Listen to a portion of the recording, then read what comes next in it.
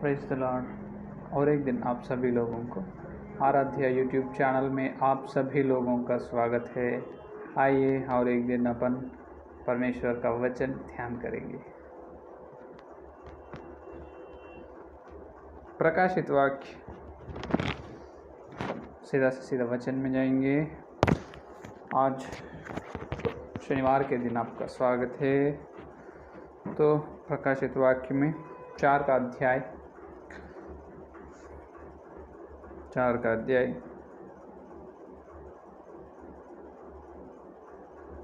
10 का वचन देखिए।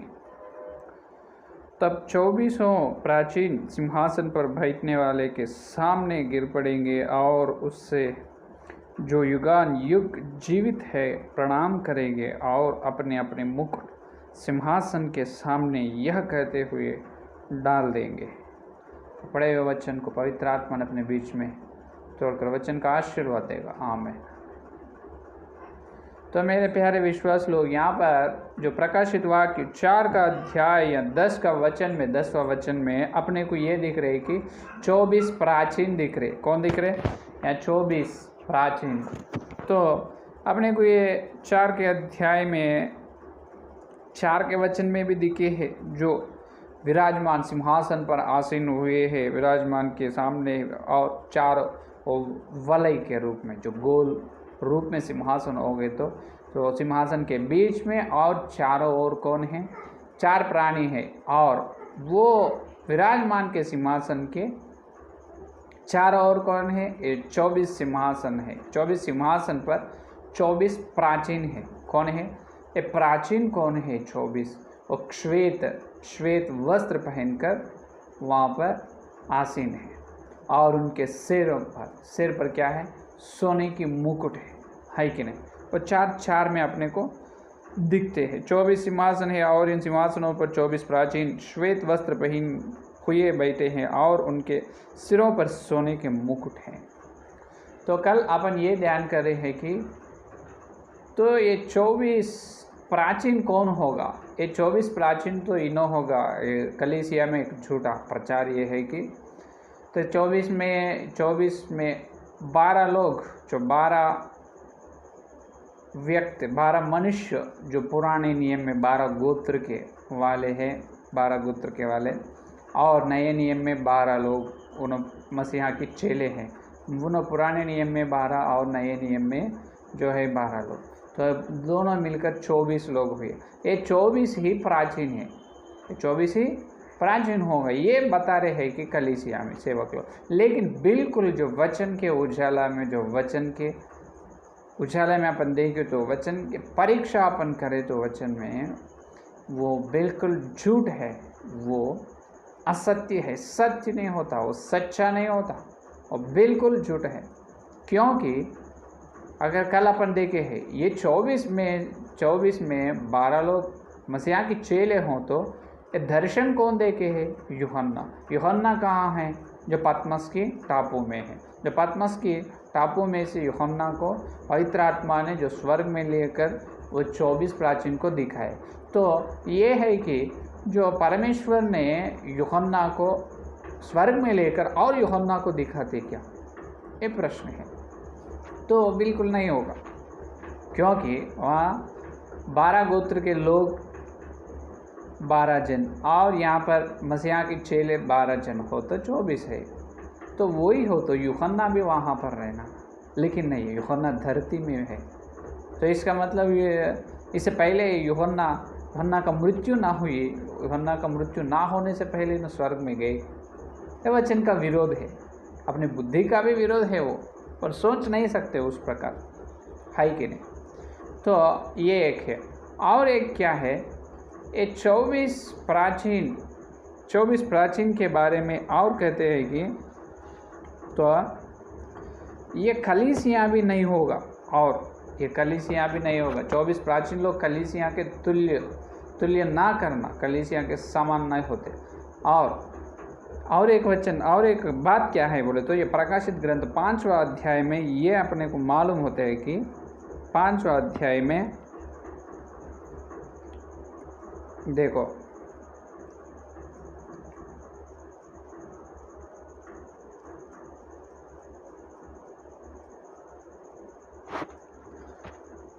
और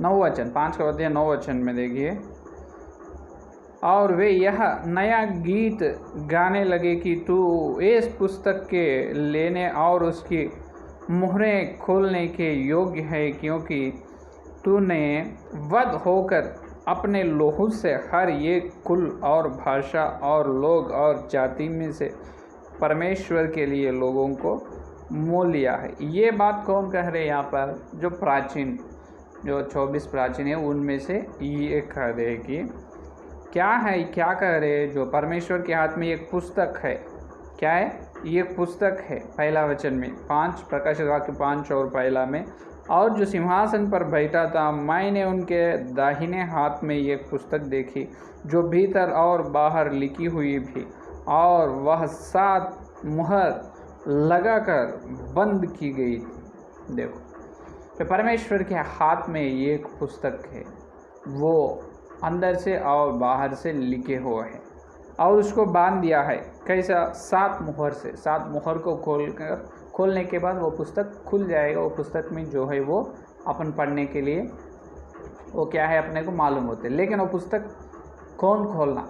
वो 7 मुहर को खोलेगा कौन? वो 7 मुहर से बंद है, उसको खोलेगा कौन? उसको निकल के उसमें जो है क्या है, वो परमेश्वर के हाथ में जो है पुस्तक, वो पुस्तक में क्या है वो बताएगा कौन?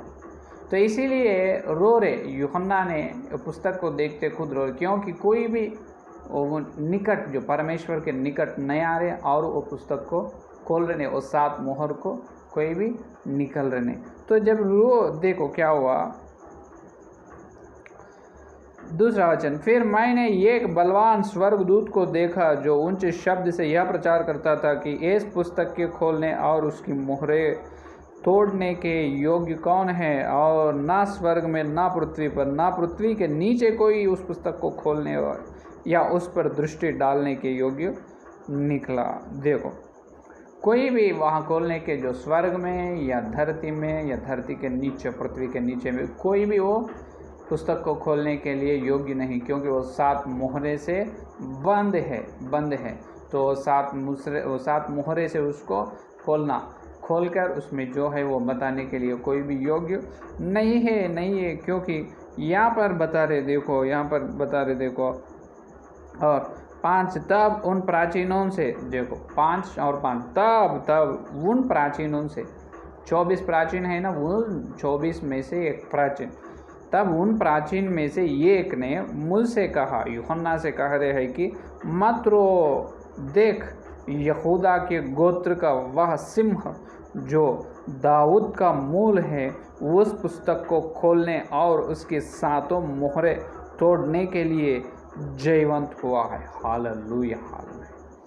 तो 24 प्राचीन है, 24 प्राचीन में से एक प्राचीन, एक यूहन्ना के निकट आकर ये कह रहे हैं कि तुम रो मत, वो खोलने के लिए कोई भी योग्य नहीं है, लेकिन एक है, तुम्हें रो रहे ना, दुख हो रहे ना, वो कोई कौन खोलेगा, उसमें जो है वो मुझे बताएगा कौन?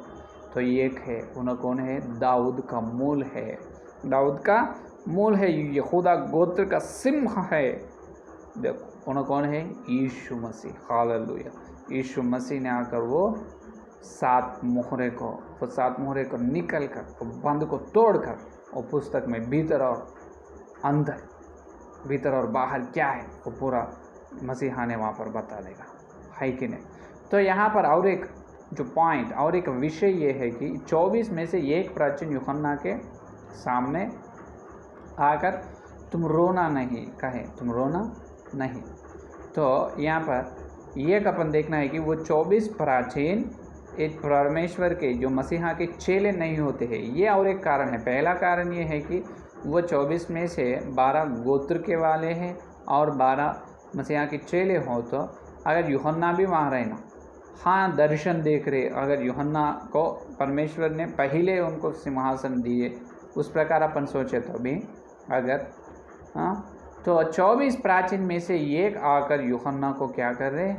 तुम रोना नहीं, तुम रोना नहीं। तो इसका मतलब ये है कि वो 24 में से एक प्राचीन हो आकर यूहन्ना को क्या करे, जो संभाल। इसका मतलब जो उसको तुम रोना नहीं, रोना नहीं।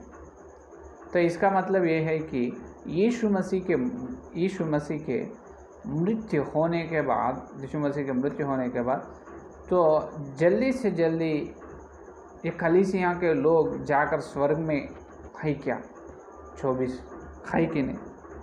जो यीशु मसीह का मृत्यु होने के बाद या नज़दीक 100 साल के अंदर ये अचानक उधर इधर 100 साल, लगभग 100 साल में जो कलीसिया पूरे जो मसीहा के चेले मर चुके हैं, मृत्यु हुए हैं यीशु मसीह ने स्वर्ग में जाने के बाद 100 साल के अंदर जो 12 चेलों की मृत्यु हुई।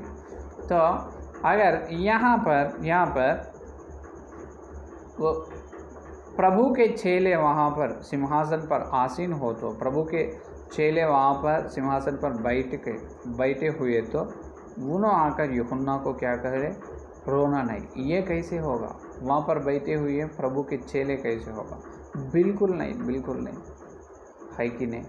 और प्रभु के चेले होगा नहीं, बिल्कुल होगा नहीं। क्यों नहीं होगा? तो इसका मतलब ये है कि जो प्रभु ने स्वर्ग में जाने के बाद, जल्दी से जल्दी केवल 100 साल में, केवल 100 साल के अंदर ही जो कलीसिया ने चलकर स्वर्ग में है क्या कलीसिया ने अगर गए तो सारे कलीसिया को परमेश्वर ने ले जाना, केवल वो मसीहा के चेलों के नहीं, उन्होंने तो परदेसी में है जो स्वर्ग में नहीं है कि नहीं। तो अपने को मालूम है। तो यहाँ पर ये कौन है 24 प्राचीन, तो ये बता रहे हैं कि सेवक लोग, आप जो कलीसिया में बता रहे हैं इस प्रकार वो सच नहीं है, तो तुम सीधा कर लो तुम्हारे सिद्धांत को। वो 12 गोत्र वाले नहीं हैं, 12 मसीहा के चेले नहीं हैं, वो केवल स्वर्ग के वासी है। किस प्रकार से अपन बोल सकते हैं? और अपन वचन के गहराई देखें तो अपने को मालूम, वचन के गर्भ में अपने को सच्चाई दिखाई देगा। अपन आगे चले तो देखो, और यहाँ पर ये कहते हैं कि ये लोग इस कारण बोलने के लिए 2 कारण है। सेवक लोग इस प्रकार वो चेले हैं और गोत्र के लोग हैं, इस प्रकार बोलने के लिए प्रथम से 2 कारण है कि तो 6 के प्रकाशित वाक्य में 6 के अध्याय से जो कलीसिया को आने वाली विपत्तियों और कलीसिया के आने वाले बड़े बड़े क्लेश 6 के अध्याय से शुरू हो रहे। तो ये सेवक लोगों का सोच ऐसा है कि 6 के अध्याय में जाना नहीं, क्योंकि इससे पहले कलीसिया को मसीहा ने ले जाते हैं। इसका मतलब ये है कि आराम से, क्लेश नहीं, कुछ दुख या विपत्ति कुछ भी न को, आराम से क्या होना, स्वर्ग में चले जाना। वैसा कैसे चलेगा? यीशु मसीह ने कितने घायल हुआ है क्रूस पर, पौलुस का देह, उनका शरीर में कितने घायल हुआ है, और 12 लोग चेले, प्रभु के चेले कैसे हैं, उन्होंने भी कितने घायल हुआ उनका शरीर को, बहुत बड़ी क्लेश में से उन्होंने चली है। तो आज कलीसिया क्लेश में से नहीं चलना, क्या आराम से चलना, क्या वो बिल्कुल होगा नहीं।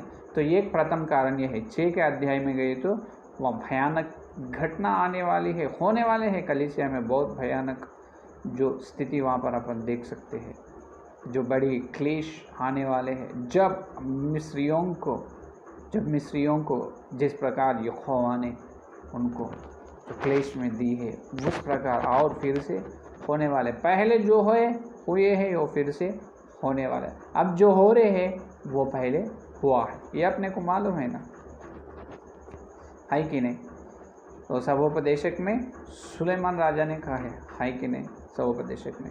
तो यहाँ पर ये बात है कि पहला कारण ये है 6 के अध्याय में जाना नहीं, क्योंकि वहाँ पर बड़ी क्लेश कलीसिया में होने वाला है। इसका मतलब है इससे पहले स्वर्ग में कलीसिया ने स्वर्ग में चले जाते, मसीहा ने आकर कलीसिया के विश्वास लोगों को ले जाते हैं। तो ये कारण पहला है। और दूसरा कारण ये है कि, और एक देखो, दूसरा कारण ये है कि उनके सिंहासनों के जो वहाँ पर सिंहासन पर बैठे हुए 24 प्राचीनों के सिर पर 24 प्राचीनों के सिर पर सोने का मुकुट है। क्या है? सोने का मुकुट है। सोने का मुकुट है। तो वहाँ पर अपन ये देखना है कि ये ध्यान करना है कि तो सोने का मुकुट किसको देगा? तो अधिकार चलते हैं, जो शासन करते हैं या अधिकार चलाते हैं, अधिकार करते हैं, शासन करने वालों को ही उनके सिर पर मुकुट रहेगा। तो इसका मतलब ये है कि तो वहाँ पर कई लोग ये कहते हैं कि वो देवदूता होगा। कौन होगा? दूसरा का कई लोग इस प्रकार से वो देवदूता होगा। देवदूता बिल्कुल ना होगा। वो 24 लोग स्वर्ग के देवदूता हैं, देवदूता भी नहीं होगा। ये है असली अपना ध्यानांश। क्यों देवदूता ना होगा? जो अपने पवित्र बाइबल में केवल दोनों ही शासन करने वाले हैं। पहला परमेश्वर करने वाला है और जो कलीसिया शासन करने वाला है। हर विश्वास ने राजा और याजक है। प्रथम पेतरुस की पत्र 2 अध्याय में अपन देखें तो है कि नहीं? जो परमेश्वर के अंदर जो उद्धार पाए, जो उद्धार में आए, जो बपतिस्म लिए, हर एक विश्वास एक राज है और एक याजक है, सेवक है। तो अपन और पौलुस ने प्रथम कोरिन्थियों के पत्र में भी अपने को बताया, जो अपन देवदूतों को न्याय करने वाला है। तो इसका मतलब शासन कौन करने वाला है? या विश्वास करने वाला है, देवदूता करने वाला। तो यहाँ पर ये भी गलत है। कई सेवक लोगों का प्रचार यह है कि वो 24 प्राचीन देवदूता है। देवदूता भी नहीं होता, गोत्रों के लोग नहीं होता, मसीहा के चेले भी नहीं होता। ये दो भी गलत प्रचार है, झूठ है। सच क्या है, सच्चाई क्या है अपन देखेंगे अभी, केवल थोड़ी समय में अपन देखेंगे। तो यहाँ पर देवदूता ने कभी भी शासन नहीं करेगा, कभी भी उसके हाथ में अधिकार ना रहेगा, और देवदूता के सिर पर मुकुट बिल्कुल रहेगा नहीं। केवल देवदूता है जो प्रभु ने, परमेश्वर ने जो काम दिए हैं वो केवल करना, बस हुक्म, जो अधिकार शासन करने वाले देवदूता को ना दिए हैं। केवल विश्वास को मिट्टी से तैयार हुए, मिट्टी में पैदा हुए, जो पाप नियम है अपने अंदर, जो कलीसिया को परमेश्वर ने जो शासन करने के अधिकार दे रहे हैं। तो इसका मतलब यह है कि वो 24 प्राचीन या मनुष्य वाले हैं, वो भी बिल्कुल नहीं होगा। इससे पहले अपन देख तो कौन होगा? तो अपन ध्यान करें तो 24 प्राचीनों के बारे में ये एक विषय है। वहाँ पर 5 का अध्याय 9 और 10 वचन में देखो, ये 24 प्राचीन कौन है? 9 और 10 वचन में देखे तो, और वे यह नया गीत गाने लगे कि तू इस पुस्तक के लेने और उसकी मुहरें खोलने के योग्य है, क्योंकि तूने वध होकर अपने लोहू से हर एक कुल और भाषा और लोग और जाति में से परमेश्वर के लिए लोगों को मोल लिया है। हालेलुया। यहाँ पर ये बात कह रहे हैं कि वो 24 प्राचीन गीत गा रहे। क्या कर रहे? 24 प्राचीन ने गीत गा रहे। वो क्या है? नए गीत गा रहे। क्या करे? नया गीत गाने लगे। इसका मतलब ये है इससे पहले उन्होंने गीत गाए। क्या करे? इससे पहले उन्होंने गीत गाए। तो इसीलिए अभी नया है। आज मैं नया कपड़ा पहना हूँ, तो इसका मतलब है कल तक मैं पुराने कपड़े पहना हूँ, तो आज नया कपड़े पहन लिया मैं। इसका मतलब कल तक मैं पुराने जो है वही वस्त्र मैं पहन लिया हूँ। तो यहाँ पर वो 24 प्राचीनों ने क्या कह रहे? जो नया गीत गा रहे। इसका मतलब इससे पहले 24 प्राचीनों ने क्या करे? पुराने गीत गाए। इसका मतलब बहुत बार गीत गाए। तो यहाँ पर ये अर्थ है कि यहाँ पर ये अपने को मालूम हो रहा है कि इससे पहले ही बहुत सालों से उन्होंने वहाँ थे, इसीलिए वहाँ पर जो है 24 मनुष्य भी नहीं होगा। हालेलुया। समझ में आई बात? तो इससे पहले उन्होंने गीत गाए। इसका मतलब यह है कल या नहीं, बहुत सालों से, हज़ारों या 100 सालों से, हज़ारों सालों से उन्होंने, बहुत सालों से उन्होंने वहाँ पर, बहुत सालों से उन्होंने गीत गा रहे परमेश्वर के सामने, लेकिन आज नया गीत गा रहे। इसका मतलब यह है कि इससे पहले मानव जाति के वाले मनुष्य कोई भी स्वर्ग में गए नहीं, तो इसीलिए वहाँ पर इससे पहले वहाँ परमेश्वर का स्तुति मनुष्य जाकर स्वर्ग में करे क्या? बिल्कुल नहीं। तो यहाँ पर ये भी गलत है। वो मनुष्य भी नहीं होगा, देवदूता भी नहीं होगा। और एक 10 का वचन में ये बता रहे, और एक विषय ये है कि और ये क्या, क्योंकि और तूने वध होकर अपने लोगों से हर ये कुल और भाषा और लोग और जाति में से परमेश्वर के लिए लोगों को मोल लिया है। क्या कहे? हर जाति, हर भाषा, हर कुल से परमेश्वर के लिए लोगों को तू मोल लिया है। तूने लोगों को मोल लिया है। कौन? यीशु मसीह। कौन कह रहे? 24 प्राचीन। इसका मतलब ये है, अगर इन्होंने मनुष्य हो तो तुम परमेश्वर के लिए लोगों को मोल लिया है, ये गलत है। परमेश्वर के लिए हमें तुम मोल लिया है, ये कहना। क्या कहना?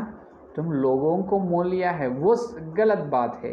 अगर इन 24 मनुष्य हो तो, ये कलीसिया के लोग हो तो क्या कहना? वहाँ पर क्या कहना?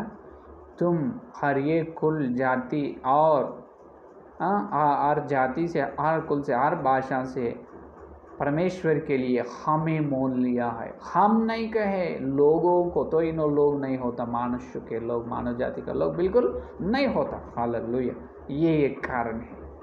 तो वहाँ पर 24 प्राचीनों बिल्कुल मनुष्य नहीं होता। इसका मतलब जो कलीसिया के लोग नहीं होगा और देवदूता भी नहीं होगा, है कि नहीं?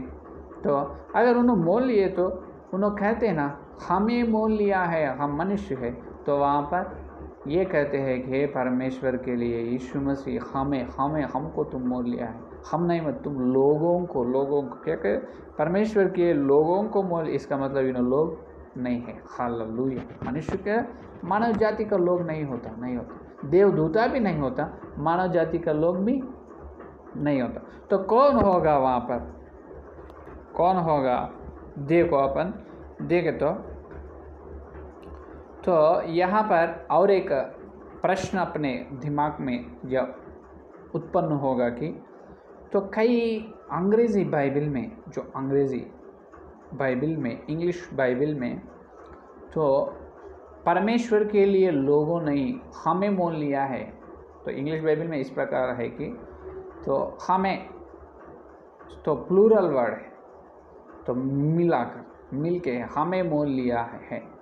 उसका कन्वर्जेशन अपन उसका अर्थ देखे तो इंग्लिश बाइबल में से रेफरेंस देखे तो हमें बोल के रहते वहाँ पर, हम, तो सारे वी ऑल ऑफ अस। तो वहाँ पर तो इंग्लिश बाइबल में ऐसा है ना, तो उसका अर्थ देखे तो हमें मोल लिया है, तो यहाँ पर मनुष्य भी होगा। तो ये कि इंग्लिश बाइबल जितने लोग जो ज्ञानी लोग हो तो उन्होंने भाषा, हर भाषा के बाइबल रेफरेंस जो पढ़ने वाला हो तो आपको बिल्कुल मालूम होगा। तो ये भी गलत है। कैसे? वो इंग्लिश ट्रांसलेशन का, वो अनुवादक का गलती है वहाँ पर। क्योंकि तो अपने देश में जो भाषाएं हैं, वो भाषा, हर भाषा में जो संस्कृत की भाषा के मिलावट है, संस्कृत की भाषा के मिलके है कि नहीं? तो संस्कृत भाषा अपने देश में जो प्रभु ने, जो मसीहा पैदा होने से 2000 साल पहले से है। क्योंकि जो आर्य लोग अपने भारत देश में आए हैं, जो आर्य नागरिक के लोग, जो आर्य जाति के लोग जब अपने हिंदुस्तान में, जो देश में आए हैं, जब उनके द्वारा आए भाषा संस्कृत भाषा है। वो संस्कृत भाषा ने जो भारतीय भाषा, हर भाषाओं में थोड़े थोड़े मिल के रहते हैं। तो 2000 साल से पहले बहुत पुरानी भाषा यह है कि संस्कृत भाषा। तो पहले पवित्र बाइबल कौन से भाषा में लिखा गया है? जो हेब्री भाषा और ग्रीक भाषा में लिखा गया है। जो हेब्री और ग्रीक भाषा जितने प्राचीन हैं, उतना प्राचीन भाषा और एक धरती में है, वही संस्कृत भाषा है। कौन सा है? उतना प्राचीन भाषा है वो संस्कृत भाषा है। इसीलिए वो संस्कृत भाषा भारत की भाषा है पहला। तो संस्कृत भाषा में से ही ये सारे जो हिंदी आए, तेलुगु आए, उसका मिलावट है। हर एक भाषा में संस्कृत भाषा का प्रभाव है, उसका प्रभाव है कि नहीं? तो यहाँ पर पहले तो जो पवित्र बाइबल हेब्री और ग्रीक भाषा में से सीधा जो अनुवाद किस भाषा में हुआ है? जो अपने देश की भाषा में, जो तेलुगु में हुआ या हिंदी में, जो और जो संस्कृत भाषा में जो अनुवाद हुआ है। पहले तो पक्का एक ही बार जो ग्रीक या हिब्री और ग्रीक की भाषा में से सीधा तेलुगु भाषा में या संस्कृत अपने भारत देश की भाषा में पवित्र बाइबल में ये एकदम आ चुका है। तो कुछ वहाँ पर अनुवाद में जो गलतियाँ दोष नहीं हैं, क्योंकि इसे पहले कहे ना, हिब्री और ग्रीक भाषा ने व्याकरण से भी देखे तो कितनी पुरानी भाषा है। उस प्रकार संस्कृत की भाषा भी वो मसीहा ने पैदा होने से 2000 साल, अभी तो 4000 साल से पहले की भाषा संस्कृत है, उतना प्राचीन, उसमें व्याकरण भी बहुत है। तो वो भाषा में अपने को बाइबल, उसमें हम बोल के नहीं, परमेश्वर के लोगों को तुमने मोल लिया है, हम नहीं है वहाँ पर। तो ये असली कारण है। तो इंग्लिश में जो अंग्रेज़ी भाषा है, वो अंग्रेज़ी भाषा इतनी पुरानी भाषा नहीं होगा, और अंग्रेज़ी भाषा में एक पवित्र बाइबल ने 5 तरह के बाइबल्स है, 5 तरह के बाइबल्स है।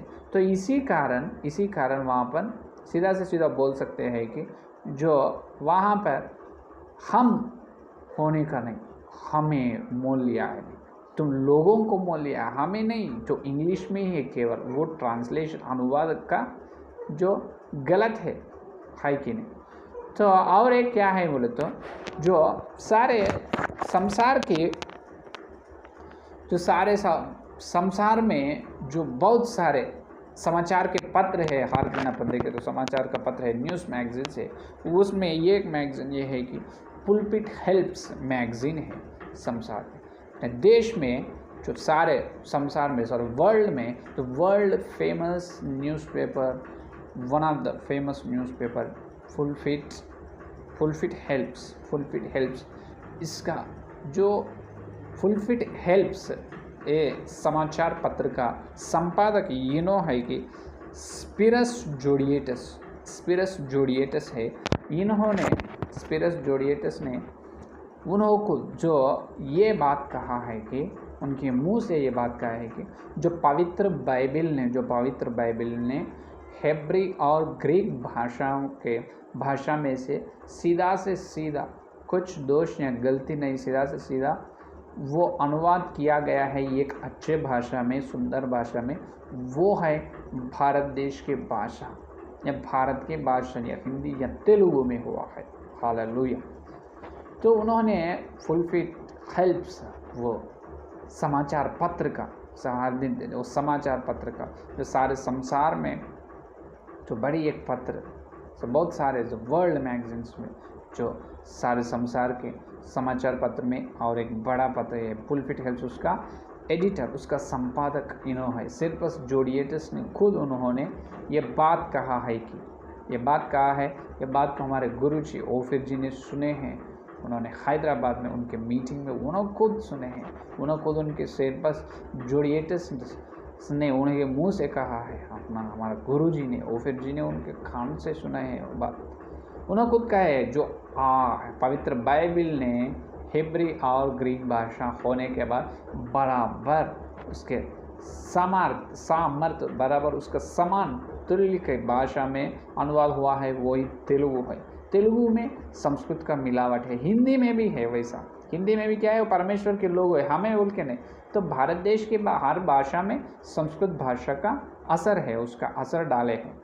तो इसीलिए अपनी मातृभाषाओं में देखो, तुम्हारे मातृभाषा में देखो, वहाँ पर हम बोल के बिल्कुल नहीं, केवल परमेश्वर के लोगों को तुम मोल लिया है, हमें मोल लिया कहे तो जब अपन सोच सकते हैं कि वहाँ वो 24 प्राचीन भी कौन होगा, मनुष्य होगा, लेकिन उस प्रकार कहे नहीं। तो इस वजह से, इस कारण से अपन बहुत आसानी से बोल सकते हैं कि वो 24 प्राचीन बिल्कुल मनुष्य जाति वाले नहीं होगा। वहाँ पर इंग्लिश में ये ऐसा है बोल के कई लोगों ने, इंग्लिश बाइबल पढ़ने वाले को दिमाग में प्रश्न उत्पन्न हुई है, मुझे मालूम हो रहा है यहाँ से। तो इसीलिए मैं ये जवाब दिया है कि वो ट्रांसलेशन का गलत है, ट्रांसलेशन मिस्टेक है कि नहीं। तो और अपन देखें तो इन्होंने ये कह रहे हैं ना, क्या कह रहे हैं उन्होंने नया गीत गा रहे, इससे पहले भी उन्होंने गीत गाए। इसका मतलब यह है कि बहुत सालों से उन्होंने वहाँ पर है। तो मनुष्य कोई भी स्वर्ग में इस तरह कोई भी नहीं है, देवदूता भी नहीं होगा और मनुष्य भी नहीं होगा, और कौन होगा? तो ये 24 प्राचीनों के बारे में अपन मालूम होने के लिए, अपने को मालूम होना बोले तो पहले ये अपने को मालूम होना है कि स्वर्ग का राज्य किस तरह से होगा, वो कैसा है।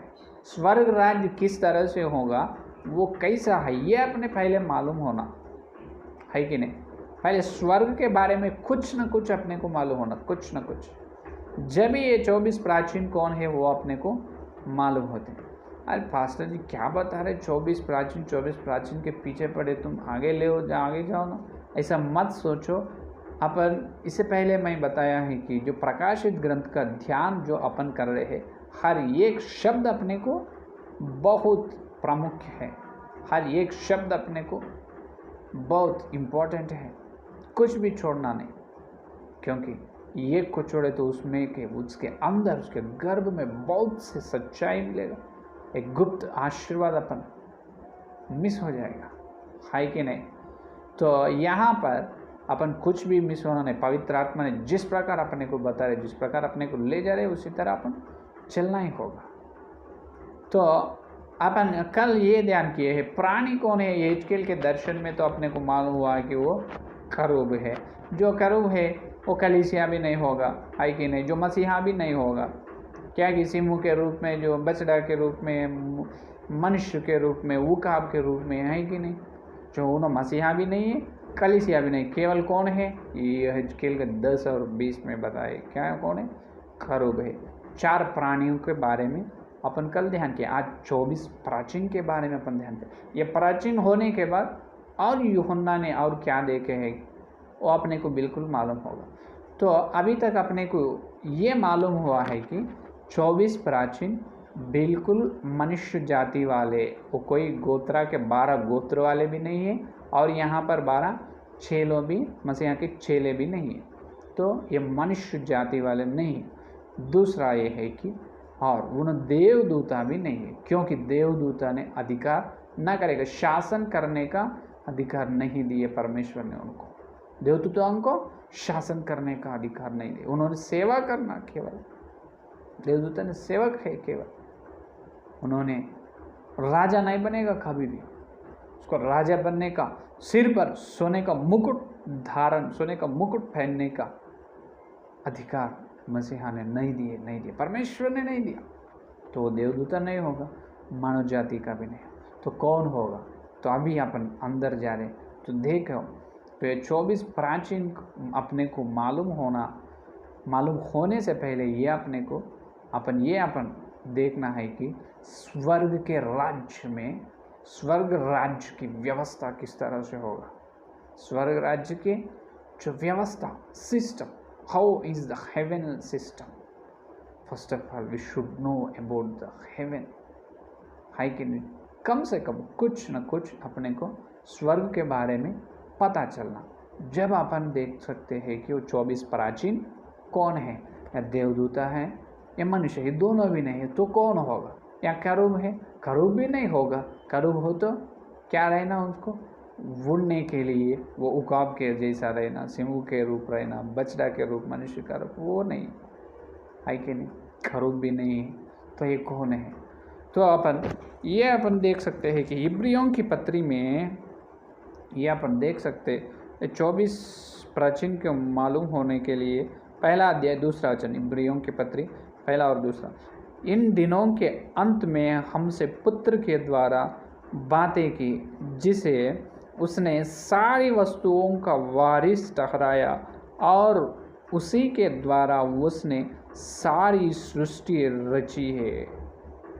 देखो क्या करे, जो परमेश्वर ने उनके पुत्र के द्वारा जिसे उसने सारी वस्तुओं का वारिस ठहराया, और उसी के द्वारा उसने सारी सृष्टि रची है।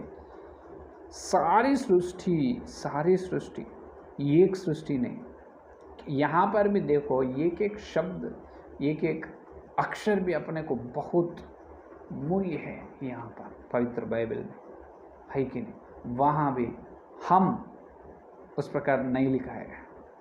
तो परमेश्वर के लोगों को, परमेश्वर के लिए लोगों को मोल ली है, इसलिए धन्य कह रहे प्राचीन। अगर उन्होंने मनुष्य हो तो हमें मोल लिया है, इसलिए धन्य कहना, मिला ही नहीं, उन्होंने मनुष्य नहीं हो।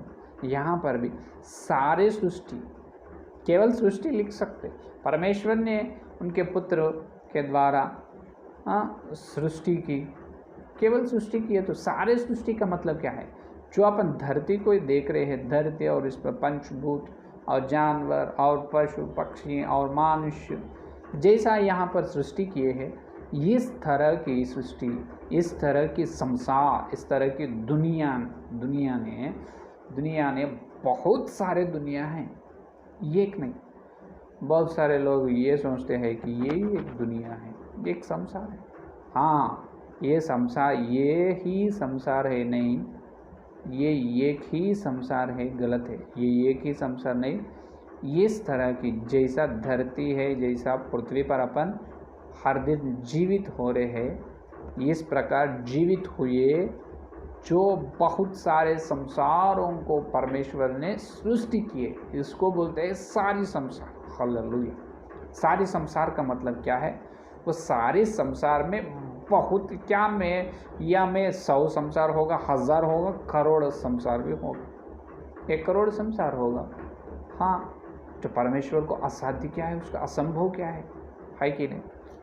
तो यहाँ पर अपन ध्यान करें तो इब्रियों के पत्र 1 अध्याय 2 वचन में, ये संसार केवल धरती का संसार एक ही परमेश्वर ने सृष्टि ना की है, इस तरह के बहुत सारे लाखों करोड़ों संसारों की सृष्टि की है। हालेलुया। पहले ये जान लेना पहले। तो अपने जैसा बहुत सारे दुनिया है, यहाँ पर नहीं, इसे बोल रहे धरती पर अपन है, इस धरती के तरह बहुत सारे आकाश में है। हाँ, परमेश्वर ने किया है, इसीलिए मैं बता रहे, इसीलिए अपन ये ध्यान कर रहे हैं कि स्वर्ग की व्यवस्था, पहले स्वर्ग को मालूम कर लेना। इससे पहले ये कर लेना, मालूम होना है कि केवल धरती ही परमेश्वर का सृष्टि नहीं, इस तरह की सृष्टि, बहुत सारे सृष्टि परमेश्वर ने पुत्र के द्वारा कर चुका है। हालेलुया, है कि नहीं? तो इस तरह बहुत सारे सृष्टि हैं, उसको अपन या कई वैज्ञानिक लोग, जो विज्ञान के लोग भी ये बताते हैं, scientist also they are saying in space is there, in space so many worlds are there, है कि नहीं? और वैज्ञानिक लोग ये कह रहे हैं कि एक अंतरिक्ष है, आकाश या अंतरिक्ष में बहुत सारे ग्रह हैं और बहुत सारे ग्रह पर और कुछ लोग जीवित हैं, कुछ लोग जीवित हैं, है कि नहीं? उसको कहते हैं कि अंतरिक्ष के बुद्धिजीव, अंतरिक्ष के जो बुद्धिजीव है, बुद्धिजीव लोग हैं अंतरिक्ष में। तो बुद्धिजीव का मतलब यह है अपने को बुद्धि नहीं, बिल्कुल नहीं है। पहले आदम को था, आदम ने पहले पृथ्वी का या धरती का राजा था। तो जब उन्होंने पाप किया है, हवा के द्वारा आदम से पाप हुआ है, आदम और हवा और आदम के द्वारा, जब उनके हाथ में से अधिकार पूरा शैतान के हाथ में चले गए, जब पाप का नियम, पाप ने प्रवेश हुई, जब बुद्धि ने मर चुके हैं, बुद्धि नहीं, ज्ञान नहीं, जब से, है कि नहीं? इसीलिए परमेश्वर ने पवित्र बाइबल में बहुत बार कहे, जो बुद्धि नहीं है, ज्ञान नहीं है, मेरे पास आओ। याकूब के पत्र 1 अध्याय में कहे ना, जो संदेह नहीं, निस्संदेह से आना, जो मांगने को बुद्धि ज्ञान मांगने को आ रहे हैं, जो तुम मांगो। नीति वचन में सुलेमान राजा तो पूरा नीति वचन, पूरा ज्ञान या बुद्धि के बारे में लिखा है।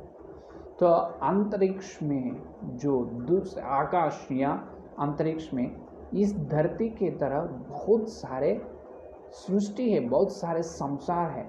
वो संसार पर भी, वो दुनिया में भी बहुत करोड़ों लोग या बहुत करोड़ों जीवित है, जीव है, जो अंतरिक्ष के बुद्धि जीव कहते हैं। उसको बुद्धि क्यों कहते हैं? जो उनको बहुत ज्ञान है। अपन देख रहे हैं टेक्नोलॉजी क्या है, वाह, चाइना है, जापान का टेक्नोलॉजी बहुत है, ये नहीं है। और आकाश में है वो अंतरिक्ष में जो बुद्धि लोग है, बुद्धिजीवित है, बुद्धिजीव के सामने ये टेक्नोलॉजी बिल्कुल कुछ भी काम में नहीं आएगा। हाँ, कुछ भी काम नहीं आएगा, 1% भी, 1% भी काम नहीं आएगा। उतनी ज्ञानी लोग हैं उन अंतरिक्ष में जो है, लेकिन धरती में अपन है, अपने बुद्धि खराब हुई है पाप से, इसीलिए कुछ ज्ञान कमी है, टेक्नोलॉजी नहीं है। असल टेक्नोलॉजी बोले तो वैज्ञानिक, असली विज्ञान तो इनको है, धरती के वासियों को नहीं, मनुष्य वासियों को नहीं। मनुष्य लोगों के अंदर ज्ञान नहीं है, विज्ञान बहुत कमी है, लेकिन विज्ञान तो इनको है कि जो अंतरिक्ष में जो जीवित है दूसरे संसार में, परमेश्वर ने उनके पुत्र के द्वारा सृष्टि की है ना बहुत सारे संसार को, तो वो धरती छोड़कर और कोई संसार में अपन चले तो अगर परमेश्वर ने अपने को अनुमति देकर अगर ले गए तो अपन देखे तो बाहर एक संसार में वो जीवित है, वो बहुत बुद्धि के जीवित लोग, बुद्धि के लोग हैं वहाँ पर। इसे कहते हैं, वो लोगों को कहते हैं अंतरिक्ष के बुद्धिजीव, अंतरिक्ष के जो आकाश के बुद्धि जीव है कि नहीं। तो इस प्रकार परमेश्वर ने केवल धरती का नहीं बहुत सारे संसार को और सृष्टि की है। तो संसार जो आकाश जो अंतरिक्ष में है बहुत सारे संसार है। तो स्वर्ग से पहले स्वर्ग का सृष्टि करने, स्वर्ग से जैसा वो स्वर्ग को परमेश्वर ने बनाया है, स्वर्ग से पहले भी ये लोग ये संसारों को भी बनाए हैं, स्वर्ग के साथ, या स्वर्ग के साथ ये संसारों को भी बनाए, स्वर्ग के साथ, स्वर्ग होने के बाद स्वर्ग में से रहकर परमेश्वर ने यहाँ पहले स्वर्ग को बनाए, स्वर्ग के बाद उसको आगे और चारों ओर, स्वर्ग के चारों ओर जो और आकाश में अंतरिक्ष में बहुत सारे संसारों का आखिरी बनाए सृष्टि ये है। बहुत सारे सृष्टि की आखिरी परमेश्वर ने उनके पुत्र के द्वारा बनाए आखिरी सृष्टि ये है धरती। छोटा है ये, बहुत छोटी है संसार। तो ये अपन ध्यान करना है कि परमेश्वर का सृष्टि कैसा है, उसमें स्वर्ग का जो इन्वॉल्वमेंट क्या है, उसमें जो स्वर्ग का पात्र क्या है, वो अपन देख सकते हैं। तो अपन कल के संदेश में सुनेंगे, है कि नहीं। तो हाँ, तो ये मालूम हुआ कि 24 प्राचीन मनुष्य नहीं और देवदूता नहीं, ये तो पक्का मालूम हो गया। तो स्वर्ग के बारे में अपन और ध्यान करेंगे, कल के संदेश में अपन देखेंगे। तो आइए सीधा अपन प्रार्थना करेंगे। स्तुति स्तुति स्तुति स्तुति स्तुति, धन्यवाद धन्यवाद धन्यवाद करते हुए हे प्रभु जी।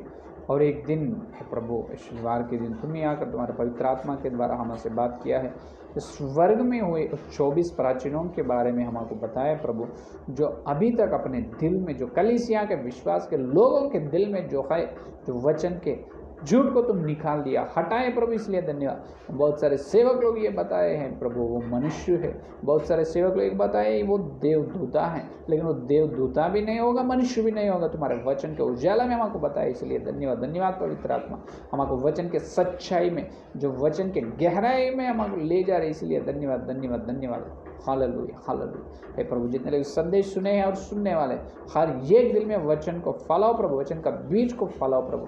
हर व्यक्ति सच्चाई में प्रभु पवित्र होना प्रभु, तुम्हारे वचन सच्चाई, वचन के सच्चाई में हर एक विश्वास, हर सेवक पवित्र होना प्रभु। पवित्र आत्मा आप ही अनुग्रह दे प्रभु। और कल मिलते जब और 24 और तुम्हारे स्वर्ग की व्यवस्था है, उस स्वर्ग का सृष्टि किस तरह की है, सारे विश्व में तुम किस तरह की सृष्टि की, वो तुम्हारे अनुग्रह के, पवित्र आत्मा तुम्हारे अनुग्रह से हम कल और ध्यान करने के लिए अनुग्रह दे प्रभु। इस सारे प्रार्थना को यीशु मसीह के नाम पर मांगते, आमीन।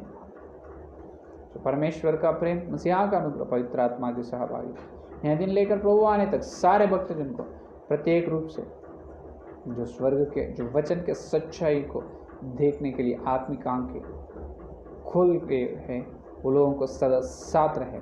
आमीन आमीन। Praise the Lord. और कल मिलेंगे।